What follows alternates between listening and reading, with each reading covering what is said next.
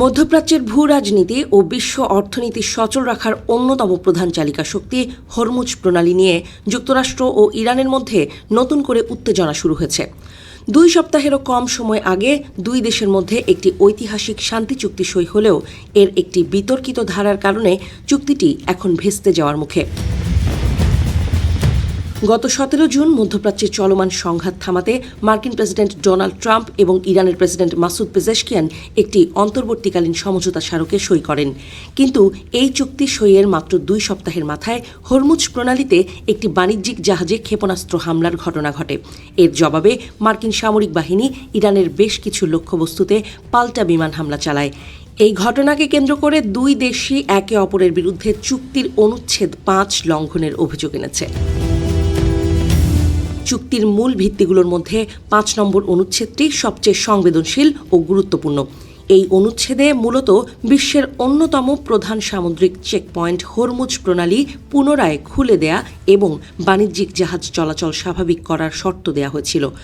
গত 28 ফেব্রুয়ারি যুক্তরাষ্ট্র ও ইরানের মধ্যে সরাসরি সংঘাত শুরু হলে হরমুজ প্রণালী সম্পূর্ণ অবরুদ্ধ করে দেয় তেহরান। নতুন চুক্তির অনুচ্ছেদ 5 অনুযায়ী ইরানকে এই অবরোধ তুলে নিতে বাধ্য করা হয়। পরে গত 26 জুন হরমুজ প্রণালীতে একটি বাণিজ্যিক জাহাজে হামলা চালানো হয়। অবশ্য এর দায় এখনও স্বীকার করেনি ইরান, অথচ এর দায় সরাসরি ইরানের ওপর চাপিয়ে দেশটির ওপর পাল্টা হামলা চালিয়েছে যুক্তরাষ্ট্র। ইরানে হামলা চালানোর পর অত্যন্ত কড়া ভাষায় তেহরানকে সতর্ক করেছেন মার্কিন প্রেসিডেন্ট ডোনাল্ড ট্রাম্প। ইরান চুক্তির নিয়ম অক্ষরে অক্ষরে পালন না করলে যুক্তরাষ্ট্র হরমুজ প্রণালীতে আবারও কঠোর অবরোধ আরোপ করবে বলে হুমকি দেন তিনি।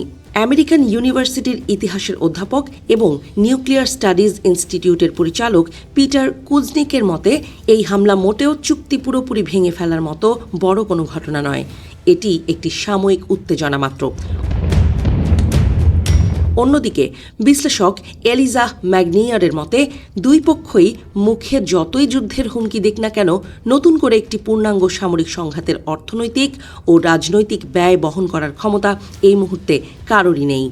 তবে অন্যান্য আন্তর্জাতিক বিশ্লেষকদের মতে হরমুজ প্রণালীতে জাহাজে হামলার পর ইরানে পাল্টা হামলা মূলত মার্কিন অভ্যন্তরীণ রাজনীতি এবং মধ্যপ্রাচ্যে তাদের অসন্তুষ্ট মিত্রদের শান্ত করার একটি কৌশল মাত্র।